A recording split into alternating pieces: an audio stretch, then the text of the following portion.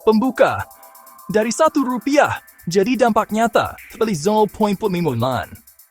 Kalau aku pakai Rp1 uang negara, berapa rupiah yang balik ke ekonomi? Donoli. 1,5 kali? Nah, ada yang menarik nih. Angka tunggal itu sudah ketinggalan zaman. Angka pengalinya itu dinamis, dipengaruhi oleh korupsi. Pilihan pembiayaan. Kualitas pembangunan. 0.5. Apa yang kita bangun? Kenapa angka tunggal itu gagal? Di negara berkembang, angka 1,5 kali yang tetap tidak memperhitungkan optimisme berlebihan dan kebocoran. Kalau 20% anggaran proyek bocor karena korupsi, stimulus awal langsung mengecil, dan manfaat jangka panjangnya jadi berantakan. Pengali dinamis, 2 fase. Masa pembangunan, 1-3 tahun. Dampak langsung dari pekerja dan material. Jangka panjang, 5-20 tahun. Manfaat lewat peningkatan produktivitas dan output fisik dan non-fisik lainnya. Model yang membuatku jujur. Analisa statistik time series melihat hubungan dua arah antara pengeluaran publik, investasi swasta, lapangan kerja, dan PDB. Analisis tersebut untuk memodelkan gejolak saat terjadi guncangan, seperti tahun-tahun krisis. Data cross dan periode dengan hubungan variabel-variabel eksogen dan endogen untuk memastikan jalur sebab akibat. Apakah pengeluaran meningkatkan PDB lewat lapangan kerja? Data cross dan periode dengan bobot probabilistik NN untuk menangkap pola non-linear.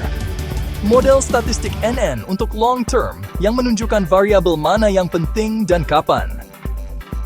Break, variabel kunci yang membuat perbedaan. Endogen, pertumbuhan PDB regional. Endogen, investasi swasta. Endogen, lapangan kerja. Eksogen, nilai investasi publik. Eksogen, indeks persepsi korupsi. Breitseite, eksogen, rasio utang terhadap PDB. Eksogen, suku bunga. Eksogen, variabel dummy krisis. Eksogen musiman. Hasil, rentang bukan satu angka. Kereta cepat sedang, 0,8-1,6 saat pembangunan. 1,5-3,5 jangka panjang, tapi jika hanya dari pendapatan tiket tidak feasible. Jalan tol dan jembatan, 1,11 saat konstruksi, saat tugas setelahnya. Kawasan industri dan pabrik, 0,9-1,2 saat konstruksi. 1,8-4,0 fase berikutnya. Waduk irigasi, 0,2-1,4 saat pembangunan. 1,6-3,0 masa penggunaan. Tanggul laut raksasa, 1,2-2,0 saat konstruksi. 1,0-2,2 masa penggunaan. Kolam resapan dan taman kota, 0,6-1,2 saat konstruksi. 1,1-1,6 saat penggunaan. Kantor pemerintahan terpadu, 0,5-1,1 sekarang. 0,7-1,3 nanti. Gedung pemerintahan non-layanan, 0,4-0,1 sekarang. 0,2-0,5 nanti. Makan siang gratis di sekolah, 1,2-1,8 jangka pendek, 1,5-2,5 jangka panjang. 3 penghambat multiplier. Korupsi, skor CPI yang rendah memangkas potensi 30-50%. Hutang mahal. Pinjaman komersial berbunga tinggi menyingkirkan investasi swasta yang menghambat peluang untuk pembangunan sektor lainnya. Kualitas pembangunan buruk. Biaya perawatan. OPEX, pengali jangka panjang melemah.